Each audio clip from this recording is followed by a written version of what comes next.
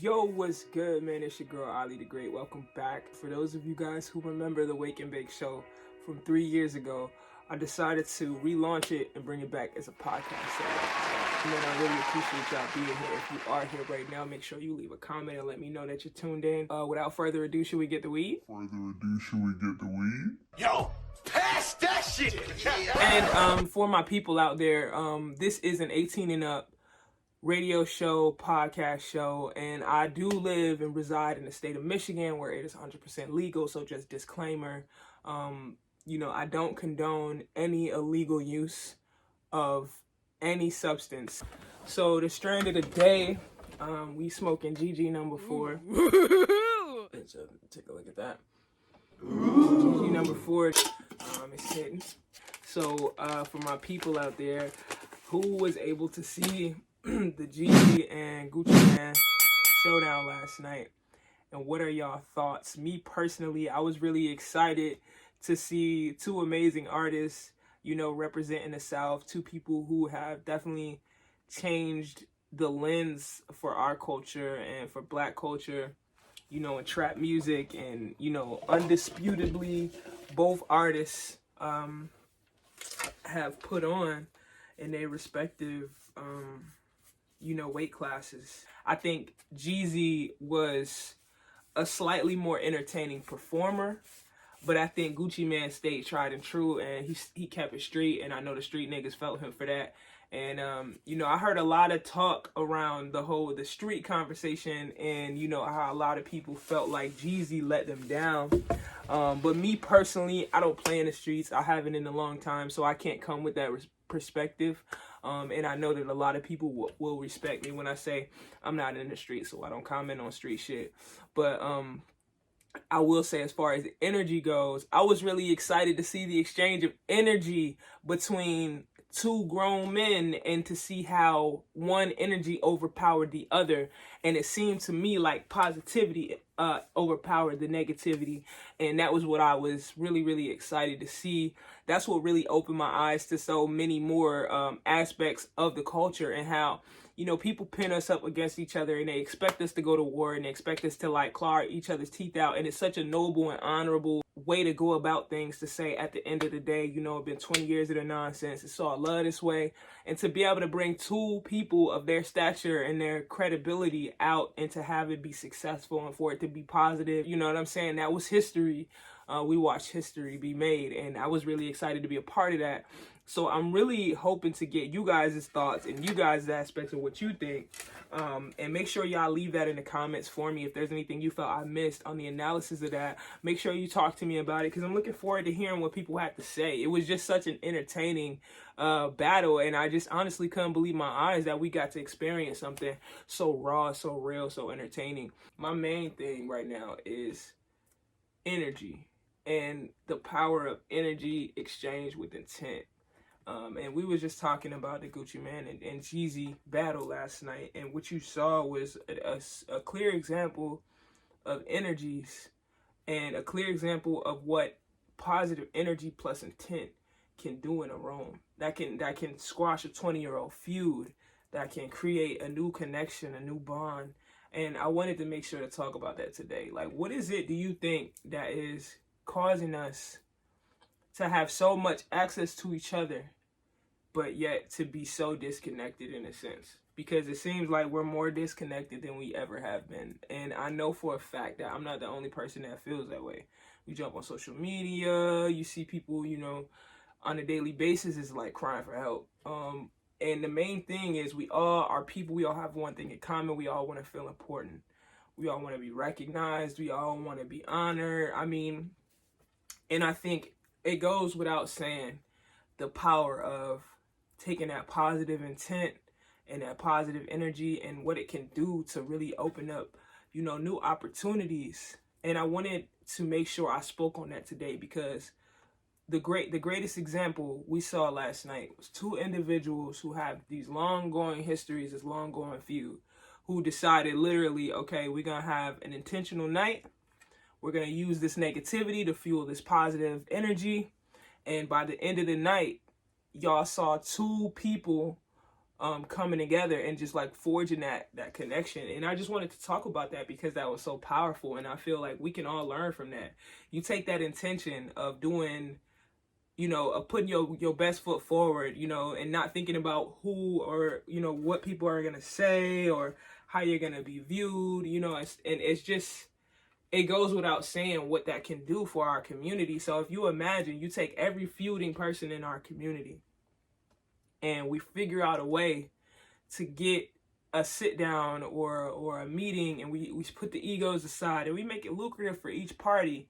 You say, let's come together as a community and put some money up and do like a coats for the kids, or like something for the winter or back to school, or we all come together and we sit down. It could even be virtually, and just have that intention to like seal those severed ties, and just to see what that can do. Can you imagine? Like, think about in your community right now, and I'm not preaching, I'm just talking right now. But in my community, some of the most powerful people and some of the most savvy people, oftentimes they're in the streets. And, they might be doing something that you might not condone of. But if you look at their track record in the community and what they do for kids and what they do, in their own respective communities, it's big. So if you have people from all over the world that have that same type of influence, that are able to come together for a positive intention, it can impact the world. I'm pretty sure last night there were a lot of people that were upset to see it go so smoothly. There was some negative energy, but there was a lot more energy of people who were excited and who were happy to see that happen. And as much as you can doubt a person, and you can say, oh man, I can't trust nobody, it's so much easier, I think, to dismiss a conversation or to dismiss something that has a potential to be positive, just because we're afraid of what the outcome might be. Like, a lot of niggas thought last night like it was gonna turn into a fight or a feud or something like that, and it ended up being two grown men looking at each other in the eyes and saying, you know what, all that shit that happened 20 years ago, this ain't between me and you. This is for the culture. I really enjoyed listening to that segment where everybody was on the edge of their seat thinking like, oh man, somebody about to get shot. Y'all know what I'm talking about. And for those of y'all who didn't get the chance to watch the Jeezy versus Gucci Man battle, a lot of this stuff might seem, a little all over the place, but try to follow me because it's really common sense when you think about it. You got two people coming together for to end the old beef or old turmoil or whatever. And we saw that last night. So for those of you who may not have saw that, I'm pretty sure the recap will be available on Instagram on the Versus channel. So make sure you check that out so you can be up to speed. But it's just something to be said about that. And I really would like to see that more. So, in my personal life, anybody that I've ever offended or severed a tie with, no matter what it's about, I'm sure we have all kind of stuff. I'm in a place in my life where I'm open to forging, new connections, and also to making peace in areas that may not have been settled before. So, you know what I'm saying? We rolling up, man. We rolling up. I hate licking woods. They so... Somebody's got to do it. But yeah, in between, moving to Atlanta and the pandemic and deciding to come back home, I wanted to revisit some things that were really inspirational for me, and people have reached out to me and asked if I would continue, trying different things. And Wake and Bake was one of those things. So I decided, why not take a chance with something that I believe in. And I honestly, for my people out there that are watching who have been a fan of some of the art that I've had a hand in creating, I just want to say thank you so much for always finding ways to be supportive of what I do. I know that I've kind of, as a creator, as a content creator, as an entertainer, as an artist, a rapper, a person, I know that at times I may not be as consistent as I need to be for you guys, and I really want to do something about that. I really want to challenge the people out there who want something, who want a dream, who have a fire inside of them, and they don't know how to get it started, or we feeling like me personally, my main barrier sometimes is I have this greatness inside of me. And there are times where I truly, truly, truly feel like there's so much inside of me that I don't know where to start. And I know that I'm not the only person out there that feels that way. I know I'm not the only person out there that kind of gets stumped and has all these great ideas and has all this creativity inside, and then somehow, some way, you find yourself on your phone again. And it's time for me to be honest with my viewers and the people that care about me and that watch my stuff. Or, it's time for me to just be honest with myself and say, if you plan on attaining a certain level of success, there's a certain sacrifice that comes with that. And I need to sacrifice my comfort a little more than I have been, Great Nation. I got to be honest to my viewers and my people out there that love me so much. I wanted to extend an apology to you personally, because in order for me to truly be able to give you that gift of that true hard work and consistency, and to give that to myself as well, it's just going to cause for me to work a little bit harder than I have been. And I hope that this is a wake-up call to some of you at home listening and watching my journey and who think I have it all figured out. I don't have it all figured out at all whatsoever. And it looks nice, and I really appreciate all the nice comments and the things you guys say, but I'm talking to a specific person out there. I'm talking to my higher self, and I'm talking to you, and I'm talking to the higher version of you within you. If you know, like I know, that there's more work to be done, and that we can work harder, and that there's something burning deep down inside you, this fire that wants to just be ignited with positivity and love and creation and abundance and all those things, then I'm challenging you right now, if you're watching this, do one thing today towards that ultimate goal. Whether it be making a list, whether it be writing one page out of your book, one sentence, whether it be, writing one verse, writing one line. Just start with the initial beginning. And for me, that was, I woke up this morning and I had energy, and my body was like, you could go back to sleep. And I fought with myself for a moment, and I just asked myself, if I truly, truly, truly want to take care of my family and to be the best version of myself and all that lies in between, what am I going to do today to make sure that becomes a reality? And that's where I thought to myself, let's start shooting Wake and Bake again. I got really, I'm having a conversation right now. I don't want to get too off on a tangent, but I know I have people out there that feel the same way. So I'm hoping that we can have a community moment right now. The people out there that feel like I feel. So the GG is roll, my babies. Let's go. So how many of you out there, and leave a comment if any of this is, if it's hitting home, if any of this stuff, if you're still even here at this point, drop me a comment right now. Drop like a strong arm emoji and let me know that you're in it and that you feel this. But how many people out there wake up every single day feeling like there's something more that you're supposed to be doing? There's something that you were put here for. How many people feel that way? Leave a comment right now. And for those of you that do, I want to ask a specific question. And the first couple of launches of these, I'm going to do pre-recorded, but then I want to go into live sessions because I want to hear you guys live in real time and what you're going through. And I want to talk to you, and I want to talk through it with you, in order to take jewels from myself that I can use, and also in order to pass on things that I've learned myself along the way, in hopes to inspire and to uplift that inner voice that's saying, there's something that we're supposed to be doing, and there's something that we were made to do. What is that thing? And I'm asking you right now, what is that thing that every day you think about at least once a day without fail? What is that burning desire that you have in you? Get a notebook out. because that's what helps. For me, that's probably what will allow you to get through to those core thoughts. Because the main thing is there's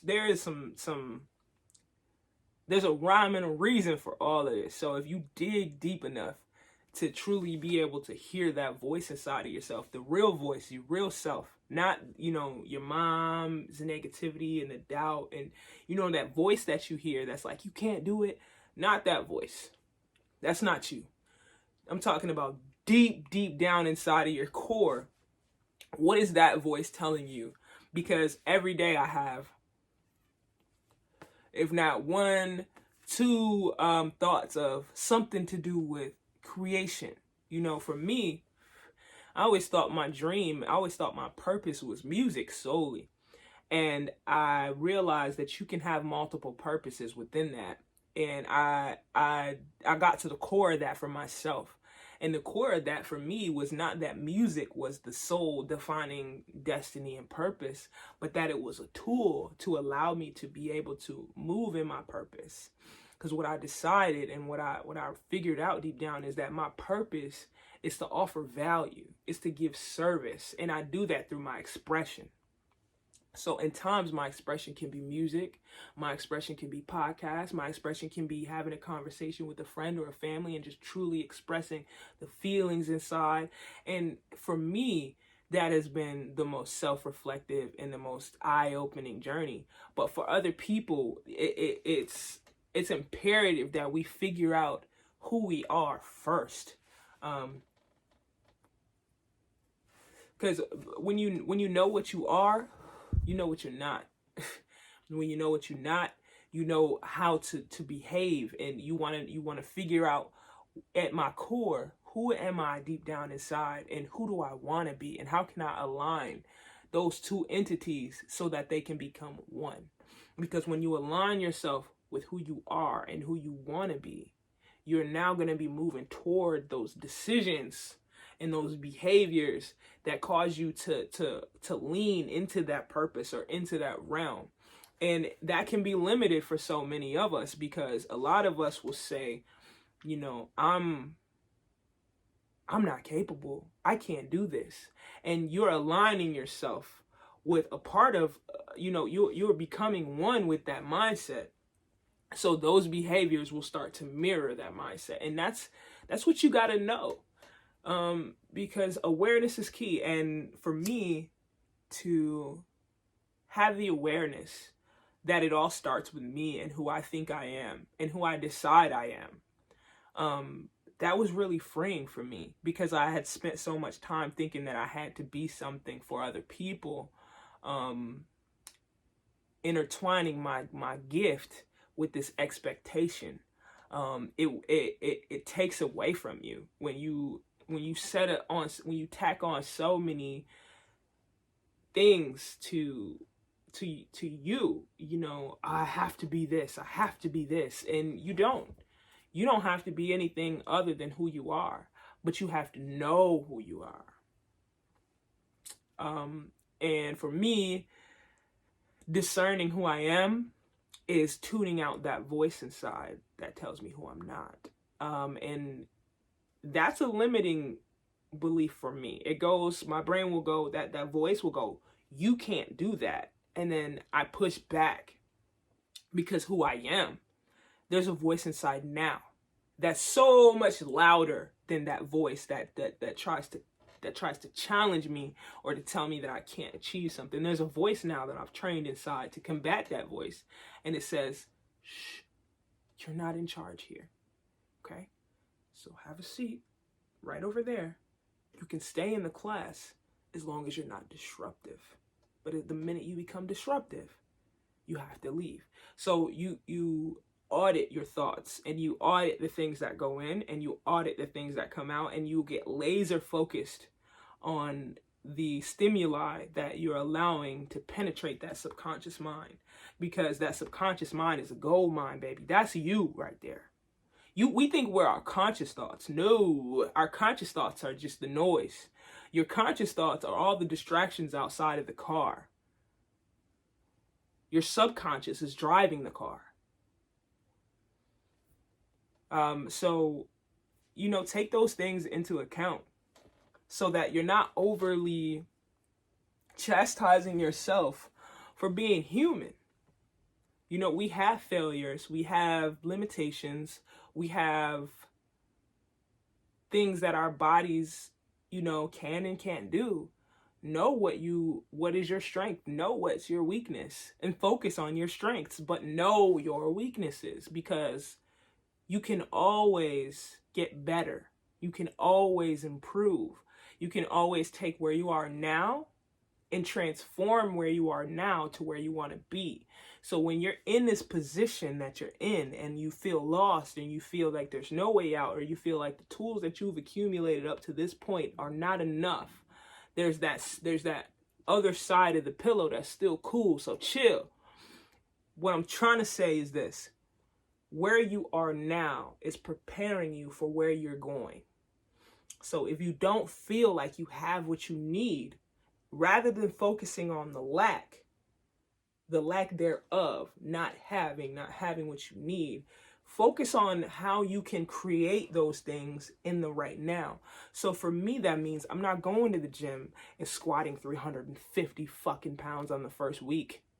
Because I know better than that. I know that if I have a goal in mind, then I'm going to have to prepare myself for that goal. That's taking into account my human limitations.